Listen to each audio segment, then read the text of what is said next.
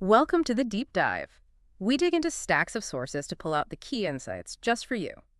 Today, we're doing a really unique deep dive. It's a story that, honestly, it challenges how we think about leadership, about duty, about systems themselves. Our source is a YouTube transcript detailing this pretty remarkable incident from a Kanwar Mela in India. And our mission really is to unpack this moment when a top-ranking police officer, she decides to test her own system. How? By, well, stepping into the shoes of the public she serves. Yeah, and what's so fascinating, I think, is how it just shines a light on that gap you sometimes get between, the rules on paper and what actually happens on the ground, and how this one leader chose a really unconventional way to try and bridge it. A profoundly effective way, it turns out. Okay, so let's set the scene. How does an officer like Sarah Khan even come up with a plan like this? What was going on at this Kanwar Mela? All right, well, you have to picture it. This Kanwar Mela, it's bustling, it's vibrant. The source actually calls it a heavy fair. Think saffron flags everywhere. The air just filled with chants of Jai Jai Shiv Paul. It's a huge, spiritually charged event. Okay, so massive crowds, intense atmosphere, security must have been a huge concern. Absolutely huge. Yeah? And overseeing it all, SP officer Sarah Khan, and senior superintendent of police, a very senior role. She had this reputation, Yeah. the toughest and bravest officer in the whole area, apparently. Her main job was making sure everything ran smoothly, no commotion, keep it peaceful. So she's in charge, she's known for being tough, and then she decides to go undercover. It's like a real-life undercover boss, but with, well, much higher stakes. Exactly. Way higher stakes. And she didn't just, show up differently. She fully committed. Normally, the source says she wears a suit salwar, professional attire. But for this inspection, she deliberately chose a burqa and just a simple kurta. To completely blend in. Totally. She wanted to see things from the perspective of the common people. She even ditched her car, told her accompanying officers to stay back, just walked alone into the crowd. The source has this great description. She looked like an elderly village woman protecting her fields. But, it adds, she still had these strict eyes. So she's trying to be invisible, but ironically, that's what makes her stand out to her own team. That's exactly what happens. As she's walking alone, quietly, she catches the eye of some of her own officers. A constable apparently murmurs to his senior, Inspector Manoj Kashyap, something like, "That woman seems strange." Why strange? Well, she was alone, and her dress is different, he says. The inspector agrees, tells him to go check her out. And Sierra, she has no idea. She's now a person of interest to her own team. She actually walks up to a child, just innocently asking where she can get water for religious offerings. And that's when the officers approach her. Yep, 2 officers step in. Right away, they demand, "What are you doing here?" And she stays calm. Completely. She just says something like, "Oh, I'm just seeing how the arrangements are going." But they're already suspicious. Right. They ignore her explanation and demand her ID. Okay, now this is the moment. Why doesn't she just say, "Look, it's me, SP Khan"? What's stopping her? Well, this is the core of her whole plan, isn't it? It's Yeah. a deliberate choice. She smiles, apparently, says she has ID, but asks why they need it. She wants to see. Hmm. The source calls it their strictness in thinking. Right, and crucially, how they treat an ordinary member of the public in that situation. Exactly. She's stress testing her own policies, her own training from the inside out. And the officers, how do they react to her hesitation? Not well. They escalate. They threaten her with proper interrogation if she doesn't show ID immediately. Then they take her bag. They search it right there. Wow, in public. Yeah. And then they suggest taking her to the police station. Hmm. You can just feel the tension ramping up. Hmm. And the source mentions the public watching this unfold. People are murmuring, "Seems like something is wrong," or noting how strict the police are being. And Suara just lets them take her. She does. She stays quiet, composed. She wants to, and I quote, "see the situation further." She wants the full experience, so they bring her to the police station.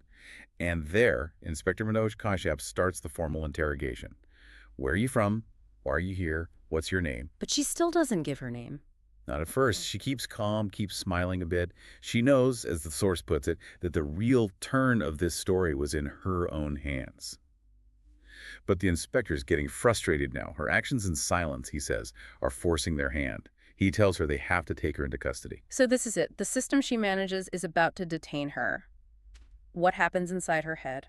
When does she decide, okay, time's up? That seems to be the turning point. She realizes, okay, I'm the one in charge and I'm now being processed by my own system.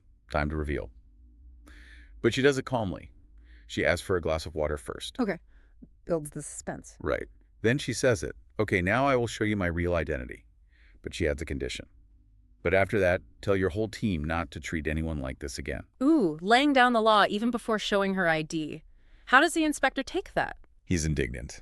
He fires back, asking if she thinks she's some big collector trying to teach them their jobs. Uh-oh. And Saray just shuts him down, firmly. Keep your voice down, she says, or in 2 minutes you'll be regretting it. The source says your air will be let out. The inspector is visibly rattled now, demanding, "Who are you?" And then she just calmly pulls out her ID card, places it on the table. What does it say?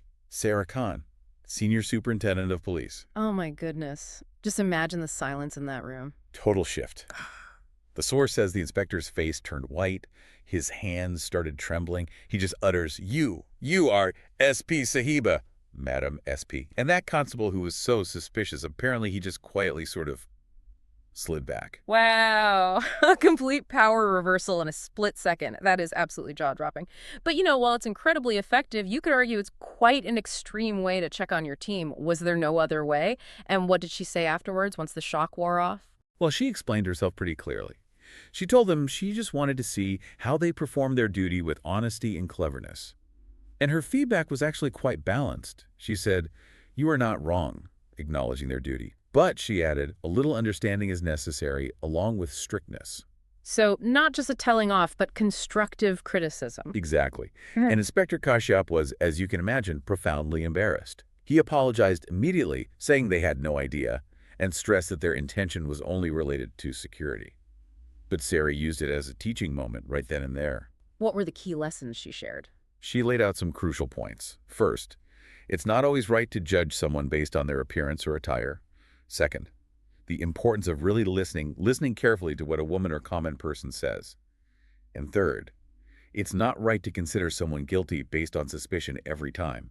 Powerful stuff. Really fundamental points about policing and bias. And how did the inspector react then? Immediately tried to make amends. Offered her water again, summoned her official car. But Sarah waved it off. She told him, "I just wanted to see our system working." She didn't need the VIP treatment then. And word of this must have spread like wildfire through the department, right? Oh, absolutely. It went all the way up.